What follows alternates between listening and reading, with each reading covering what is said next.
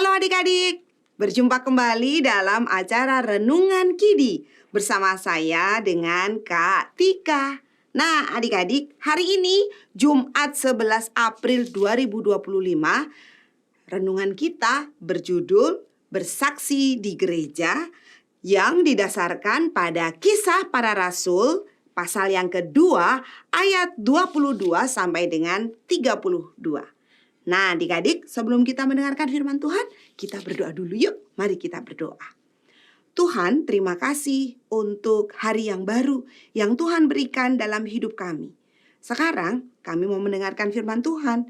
Biarlah firman Tuhan yang kami dengarkan menjadi pedoman bagi kami sehingga kami sungguh boleh menjadi anak-anak Tuhan yang dengar-dengaran dengan Tuhan. Di dalam Kristus kami berdoa dan bersyukur. Amin. Adik-adik, selama 1 minggu ini coba sebutkan 5 kebaikan Tuhan dalam hidupmu. Bisa nggak? Wah, iya benar-benar. Bisa sekolah, bisa belajar, bisa makan enak. Apalagi banyak ya adik-adik ternyata kebaikan Tuhan. Nah adik-adik, teman Kak Tika nih, namanya Kiki, dia sedang menulis tentang kebaikan-kebaikan Tuhan yang ia alami. Tulisannya, rencananya nih, ia akan ceritakan di sekolah minggu. Kak Kidi sedang mengajar anak-anak untuk berani bersaksi kepada orang lain di sekolah minggu. Nah, adik-adik, pernah nggak adik-adik juga bersaksi di sekolah minggu? Kita baca Alkitabnya ya, dari Kisah Para Rasul pasal 2 ayat 22 sampai dengan 24. Demikian firman Tuhan.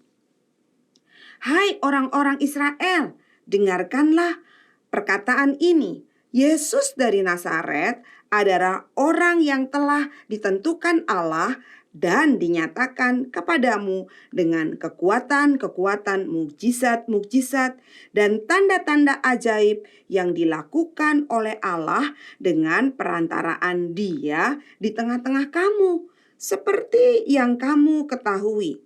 Dia yang diserahkan Allah menurut maksud dan rencananya telah kamu salibkan dan kamu bunuh melalui tangan bangsa-bangsa durhaka. Namun Allah membangkitkan dia setelah melepaskan dia dari senjata maut, karena tidak mungkin ia tetap berada dalam kuasa maut itu. Adik-adik, Petrus adalah murid Tuhan Yesus yang pernah menyangkal Yesus sebanyak 3 kali. Sebelum apa adik-adik? Ya benar, sebelum ayam berkokok. Ia menyangkal Yesus sebab takut. Petrus itu takut mengalami hal-hal yang sama kayak Yesus yang saat itu lagi diadili adik-adik. Akan tetapi dengan pimpinan Roh Kudus, Petrus berani berkhotbah adik-adik di depan banyak banget orang-orang yang sedang berkumpul pada waktu itu. Ia berkhotbah tentang firman Tuhan dan Yesus Sang Mesias. Khotbahnya itu membuat orang lebih dari 3.000 orang bertobat. Bayangin adik-adik, 3.000 orang bertobat. Mereka percaya kepada Yesus dan dibaptis. Adik-adik, mari kita juga berani bersaksi di sekolah minggu dan kepada orang-orang yang kita jumpai. Tapi caranya gimana Kak Tika bersaksi itu? Ngomong di depan banyak orang. Bukan hanya itu.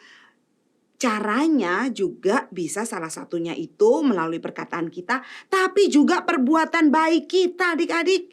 Kita juga dapat menceritakan pengalaman kita tentang kebaikan Tuhan. Makanya tadi di awal Kak Tika tanyakan, kebaikan Tuhan apa aja yang kita bisa alami? Kalau adik-adik sudah menceritakan itu, adik-adik sudah berani bersaksi. Hebat. Yuk kita tutup dalam doa. Mari kita berdoa. Tuhan, tolong kami di tengah-tengah masa muda kami ini, mampukan kami supaya kami berani bersaksi tentang kebaikan Tuhan yang kami alami dalam kehidupan kami. Terima kasih ya Tuhan. Di dalam Kristus kami berdoa dan bersyukur. Amin. Adik-adik, demikian renungan kita hari ini. Adik-adik merasa terberkati? Pengen dong yang lain juga diberkati seperti adik-adik lewat firman Tuhan. Oleh sebab itu jangan lupa ya untuk subscribe. Lalu juga like terus. Nah ini yang nggak kalah penting nih.